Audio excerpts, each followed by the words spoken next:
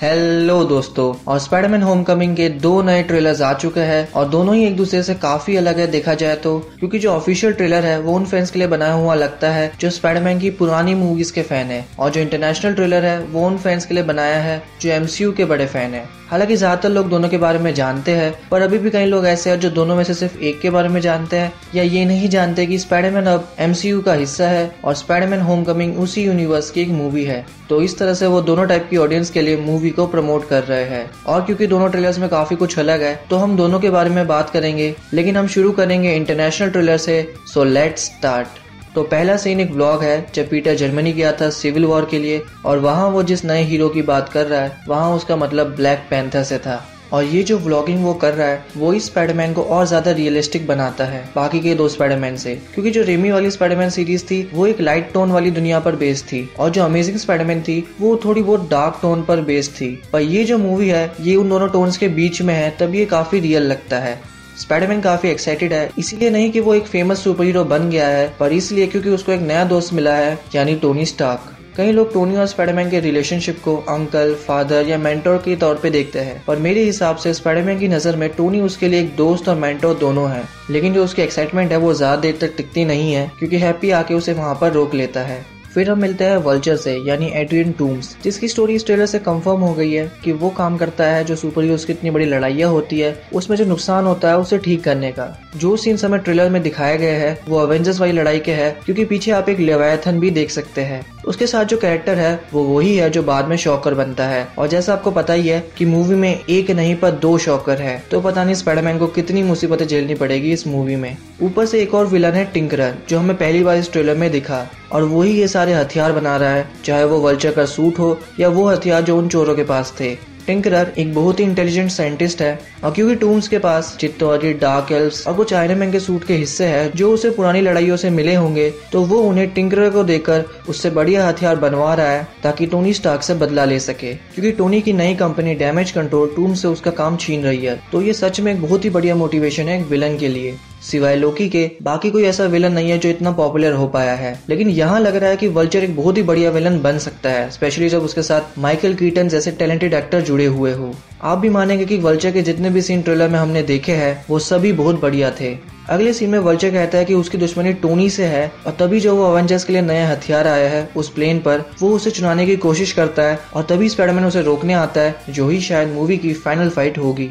मेरे हिसाब से टोनी पूरे टाइम ये विश्वास नहीं करेगा कि वल्चर कोई खतरनाक विलन है, बस पैडी उसके बारे में जानता है, पर वो बार बार आयरन मैन को फोन करेगा, उसे परेशान करेगा, और तभी टोनी उसकी बात पर विश्वास ना करे। लेकिन जब मुसीबत आएगी तब स्पाइडरमैन ही होगा जो उसे रोक सके। अब आते हैं ऑफिशियल ट्रेलर पे, तो वो स्पाइडरमैन पे ज्यादा फोकस्ड है, क्योंकि जो इंटरनेशनल ट्रेलर था वो टोनी पे कुछ ज्यादा ही फोकस था। अब कई लोग कह रहे हैं कि टोनी का रोल काफी बड़ा है मूवी में, पर मेरे हिसाब से मूवी की स्टोरी में टोनी का ज्यादा कनेक्शन होगा, पर ऐसा नहीं होगा कि वो ज्यादातर टाइम हमें स्क्रीन पर देखने को मिले। तो ऑफिशियल ट्रेलर की शुरुआत होती है जब स्पाइडी अपना नया सूट ट्राई करता है, जिसमें आयरन मैन सूट के जैसा ही एक एआई सिस्टम है। ऑफ कोर्स टोनी ने वो सूट बनाया है तो वो उसमें एआई तो डालेगा ही। अब उसने सूट में बहुत कुछ टेक्नोलॉजी यूज की है, जैसे advance web shooter, spider signal, spider drone, web wings, एक पैराशूट भी है। पर मेरे हिसाब से एआई सिस्टम तो कुछ ज्यादा ही हो गया है। इसको लेकर बहुत सारे लोग खुश हैं और उतने ही लोग गुस्से में भी है। लेकिन आप इसे ऐसे देखिए कि ये सूट टोनी ने अपने हिसाब से बनाया है, और अभी पीटर पर टोनी का काफी इन्फ्लुएंस है, लेकिन हम जानते हैं कि वो उससे सूट वापस ले लेगा और स्पाइडी अपने पुराने सूट में वापस आ जाएगा। पर जो फाइनल सूट उसे मिलेगा इस मूवी के एंड में या इन्फिनिटी वॉर में, वो वैसा ही होगा जैसा हम उसे कॉमिक्स और मूवीज में देखते आए हैं। लेकिन अभी तो टोनी ने उसे अपना नया सूट दे दिया है, और स्पाइडरमैन अपनी पुरानी स्टोरीज की तरह ही नॉर्मल स्कूल लाइफ और सुपर हीरो लाइफ के बीच में एडजस्ट कर रहा है। मूवी के जो प्रोड्यूसर्स हैं उन्होंने ये कहा है कि जो ये सीरीज है ये पुरानी स्पाइडरमैन मूवीज से काफी अलग होगी, क्योंकि देखा जाए तो अमेजिंग स्पाइडरमैन ने पुरानी स्पाइडरमैन सीरीज की काफी बातें रिपीट की थी, जैसे पीटर की लव स्टोरी, हैरी ऑसबॉर्न वाला पार्ट, और अमेजिंग स्पाइडरमैन 1 में उसका ओरिजिन तो पहली स्पाइडरमैन मूवी के जैसा ही था। लेकिन यहाँ पर वो नई चीजें ज्यादा ट्राई करेंगे, जैसे ये सीरीज ज्यादा टाइम पीटर की हाई स्कूल लाइफ पे देगी, और बताया जा रहा है कि जो इसका सीक्वल आने वाला है 2019 के जुलाई में, वो इसी मूवी के 1 साल बाद ही शुरू होगा, और तब तक ही डील हुई है मार्वल की सोनी के साथ। मतलब हम उसे सिविल वॉर में देख चुके हैं, अब वो स्पाइडरमैन होमकमिंग के साथ अपनी सीरीज शुरू कर रहा है, और फिर वो हमें अवेंजर्स इन्फिनिटी वॉर, अवेंजर्स 4 और इस मूवी के सीक्वल में देखने को मिलेगा, और इस मूवी के सीक्वल तक वो एमसीयू का हिस्सा ही बना रहेगा। आगे क्या होता है ये तो हमें पता चलेगा इस मूवी के बाद कि ये मूवी कितनी सक्सेसफुल होती है। एक इम्पोर्टेंट सीन जो इसमें था वो जिसमें मिशेल, जिसका रोल एक बहुत ही पॉपुलर एक्ट्रेस जेंडेया कर रही है, तो उसका रोल तो बड़ा ही होगा। उसे शक होने लगता है कि पीटर ही स्पाइडरमैन है और वो भी शायद इस बारे में जान जाए, क्योंकि अब तक तो टोनी और नेड लीड्स इसके बारे में जानते हैं। और आखिर में जब नेड और पीटर सूट को कंप्यूटर से कनेक्ट करते हैं तब उन्हें पता चलता है कि सूट में और भी बहुत सारे फीचर है जो टोनी ने लॉक कर रखे हैं, क्योंकि सूट अभी ट्रेनिंग व्हील्स प्रोटोकॉल पर चल रहा है, मतलब वो अभी ट्रेनिंग मोड पर है। तो शायद हमें मूवी में कुछ ऐसे फीचर भी देखने को मिले जो हमने अब तक ट्रेलर्स में ना देखे हो।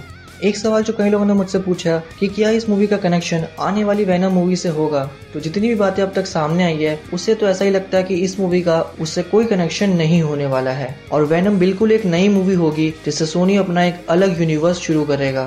सोनी ने टॉम हार्डी को चुना है वेनम के रोल के लिए, जो एक बहुत ही अच्छा फैसला है, लेकिन एमसीयू और स्पाइडरमैन दोनों से अलग एक नया यूनिवर्स बनाना जिसमें स्पाइडरमैन से जुड़े हुए कैरेक्टर्स हो पर स्पाइडरमैन ही ना हो, वो भी एक अच्छा फैसला निकले, ये तो हमें अगले साल ही पता चलेगा। पर इस मूवी को लेकर भी अभी बहुत सारे सवाल है कि क्या ये लड़की ग्वेन स्टेसी तो नहीं, क्या मूवी में अंकल बैन का कोई ईस्टर एग रेफरेंस हो सकता है, क्योंकि वो मूवी में तो है नहीं। क्या डेली ब्यूगल इस मूवी में वापस आ सकता है, आखिर डोनाल्ड ग्लोवर का रोल है क्या, और जेंडेया किस कैरेक्टर को प्ले कर रही है।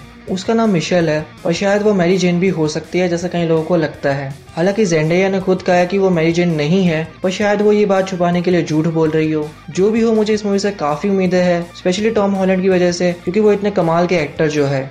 एक ही कंप्लेंट जो मुझे मूवी से है कि जो इसका एक टीवी स्पॉट आया है जिसमें टोनी कहीं पर जाने की प्लानिंग कर रहा है और उसमें फ्राइडे हैप्पी से पूछती है कि क्या स्टीव रॉजर्स को भी बुलाना है, और हैप्पी कहता है इतनी जल्दी तो नहीं। तो यहाँ उन्होंने सिविल वॉर पर एक जोक बनाया, पर अगर वो कभी भी मूवी में सिविल वॉर की बात करे तो ऐसे बताया कि सिविल वॉर से कितने नुकसान हुए हैं और उसके कितने बुरे इफेक्ट्स है, ना कि इसे बस फनी वे मिले। और इन सब बातों के लिए हमें 1 महीना और वेट करना पड़ेगा। तब तक आप मेरे पिछले ट्रेलर का रिव्यू देख सकते हैं, और वीडियो अच्छी लगे तो इसे लाइक कर दे, और ऐसी बहुत सारी वीडियोस के लिए सब्सक्राइब करना ना भूले। Thank you for watching this video. Bye.